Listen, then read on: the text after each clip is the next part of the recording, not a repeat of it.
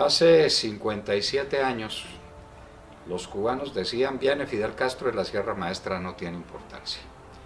Aquí lo manejamos, salimos de este bárbaro de Batista, nos hacemos a Castro y a Castro después lo absorbe el sistema y convivimos con él. Hace 57 años se quedaron sin país. Lo que está abierto, lo único que está abierto en Cuba son las cárceles. Todo el sistema productivo cubano se arruinó. La gente vive en la miseria y han vivido lo que han podido vivir de regalo de la Unión Soviética, que les dio las millonadas de dólares que no han repartido los Estados Unidos en toda América Latina, y han vivido últimamente de los regalos que les da el chavismo y el madurismo, es decir, han vivido de regalo, han sobrevivido de milagro. Ahora, cuando se les acaba el petróleo de Chávez y de Maduro, se preguntan: ¿y ahora de qué vivimos la mala vida que tenemos?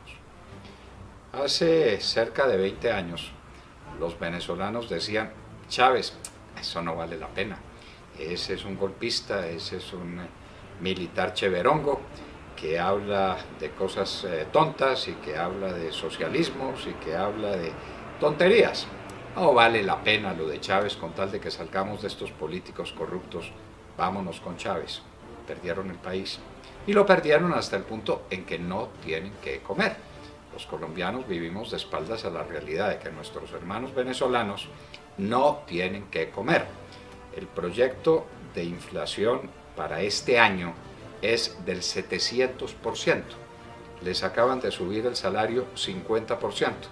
Luego le queda un 650% a los venezolanos para que puedan comer. Pero tienen un problemita, y es que, siendo tan altos los precios, van a los supermercados y no encuentran las cosas, porque el aparato productivo lo arruinaron, porque el campo lo destruyeron, porque no tienen con qué importar alimentos, y eso en el país más rico de América y uno de los más ricos del mundo, que es Venezuela. Los colombianos estamos jugando el mismo juego, el de los cubanos hace 57 años, el de los venezolanos hace 20, esto de que vienen las FARC y de que Juan Manuel Santos les está entregando el país y que va a haber distintas zonas de la nación entregadas a la guerrilla de las FARC. En fin, ahí vemos cómo nos vamos a batir. Los empresarios juegan el juego insensato que jugaron, por ejemplo, los empresarios con Hitler. Les parecía cheverongo Hitler porque les daba dinero a ganar, porque se apoyaba en ellos, y después pagaron con sangre, con dolor, con lágrimas el desvío que cometieron. Así son las cosas. ¿Estamos hablando de una tragedia que no existe? No, la tragedia sí existe. ¿Y cómo se puede comprobar esa tragedia? Bueno, si ustedes fueron al mercado hoy, encontrarían que pueden comprar menos cosas porque los precios se subieron a las nubes. Si ustedes van a pagar impuestos, se dan cuenta de que el salario se les va pagando impuestos. Si ustedes tienen un carrito, se dan cuenta que no pueden mantener el carrito. Colombia está descuadernada, como diría en algún momento Carlos Lleras Restrepo, y el país está al borde de la quiebra, o está en la quiebra mismo. Las empresas del país no valen nada. Por ahí dijo el presidente Santos, alias Juanpa, que no vendería Ecopetrol. Pues no va a vender Ecopetrol porque no hay quien se lo compre. Ecopetrol no vale un peso. Hace 5 años Ecopetrol tenía un valor de cerca de 210 billones de pesos. Hoy no vale nada. Quebraron a Ecopetrol, regalaron a Isagen. El problema de Reficar es de unas dimensiones colosales, pero eso sí, estamos en condiciones de refinar un petróleo que no estamos produciendo. No sé si usted sabe, querido amigo, que el cálculo es que dentro de 5 años Colombia no tendrá una gota de petróleo, ni una. Habremos agotado todas las reservas en los próximos 5 años. ¿Esto es casualidad? ¿Puede ser un gobierno tan torpe como eso para producir estos resultados? Para destruir la clase media, para destruir la clase productiva, para que la gente se encuentre con que no tiene que comer. ¿O esto es voluntario?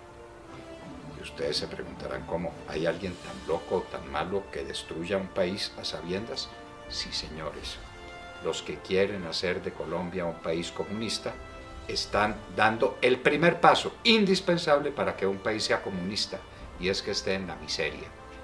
¿Ustedes tienen noticia de un país rico que se haya vuelto comunista? ¿Ustedes tienen noticia de un país próspero y de un país seguro en sí mismo que se haya dejado manejar por una banda de truanes y de canallas? Eso no existe. La primera condición para tomarse un país es pauperizarlo.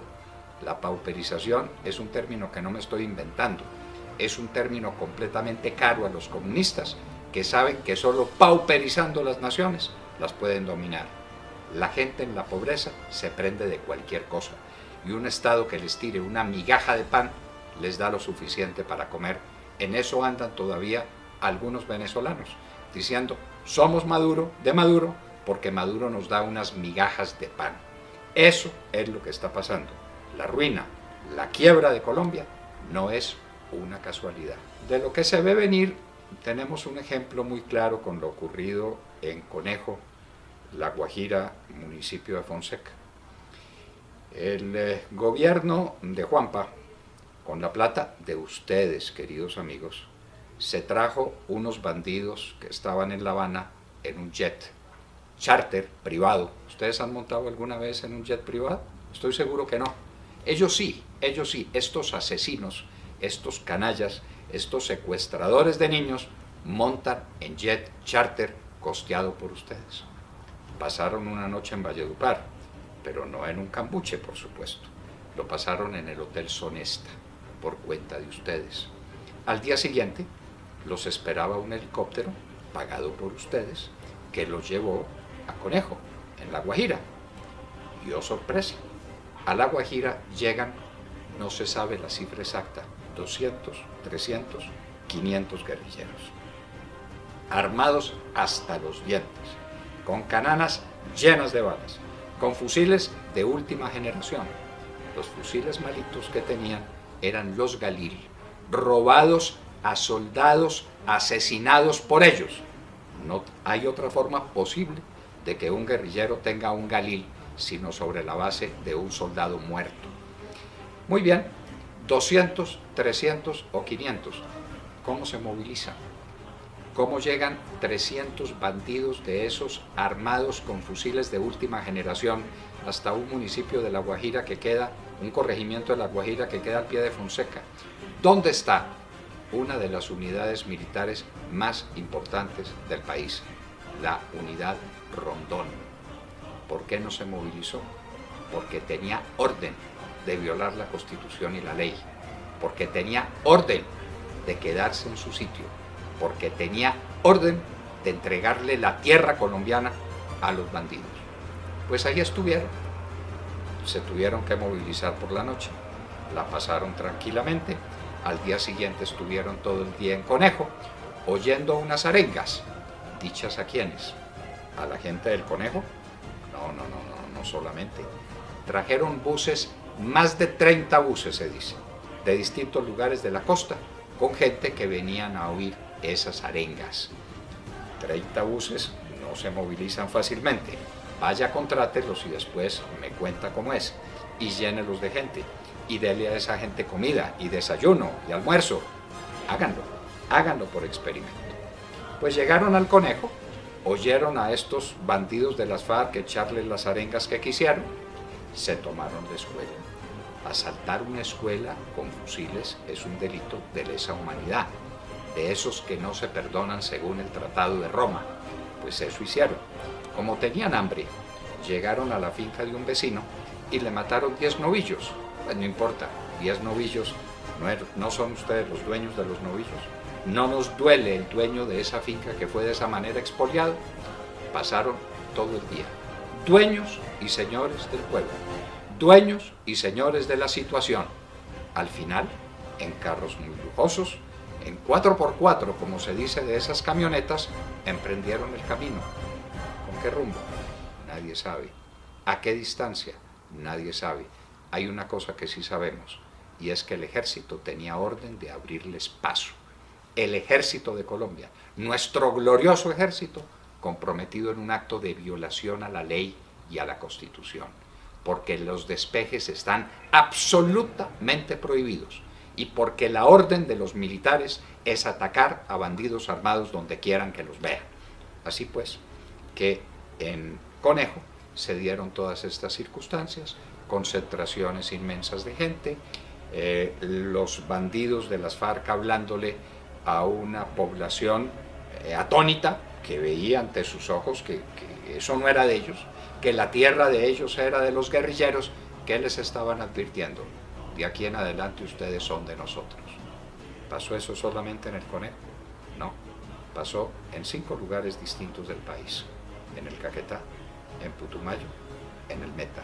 Solo que en Conejo los pillaron. Y una vez que los pillaron, salió Juanpa Santos, el presidente, que tenemos por desgracia, a decir: las FARC abusaron de nuestra credulidad. ¿Sí? ¿Quién los trajo en jet? ¿Sí?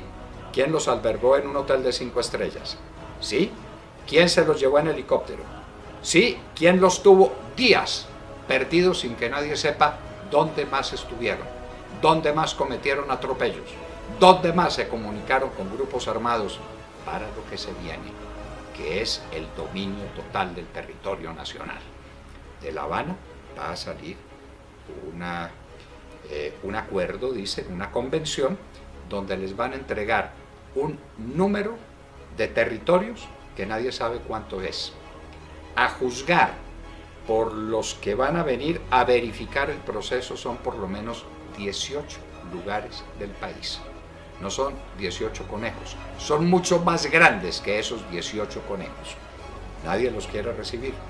Ya dijeron los del Casanare que no los reciben.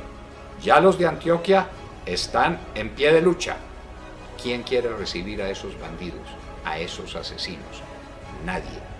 Santos está hablando de una guerra que no existe, cuando teníamos plena seguridad en los últimos días del gobierno de Uribe, y a lo largo prácticamente de los 8 años del gobierno de Uribe, nos están armando una guerra que calculan ellos que van a ganar, inclusive con la ayuda de nuestro ejército.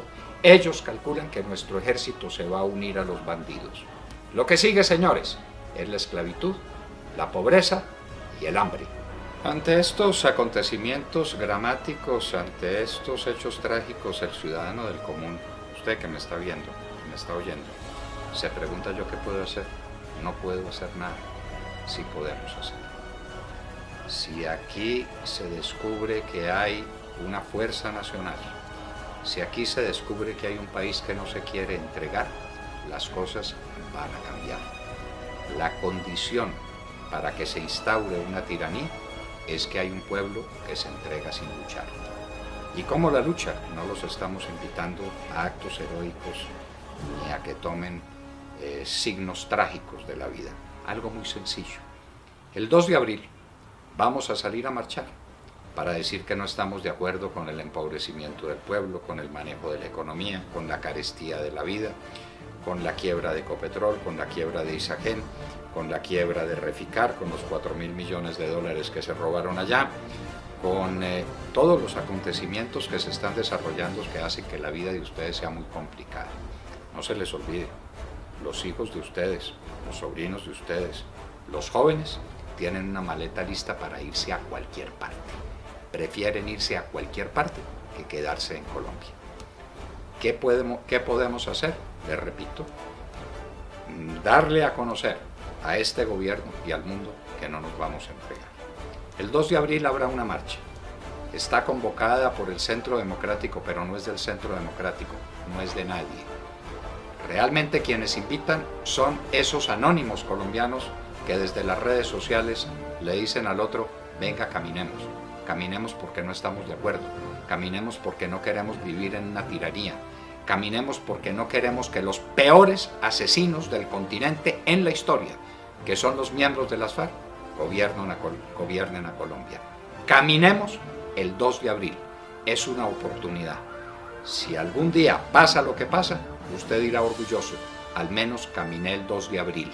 Si usted no sale el 2 de abril a la calle, se dirá para usted mismo y para siempre y para sus hijos: tuve la cobardía de no salir el 2 de abril a caminar. Caminemos con alegría, caminemos con fe, pero digámosle al mundo que Colombia no es una tierra apta para los tiranos y que Colombia no será, como no ha querido nunca serlo, un país comunista.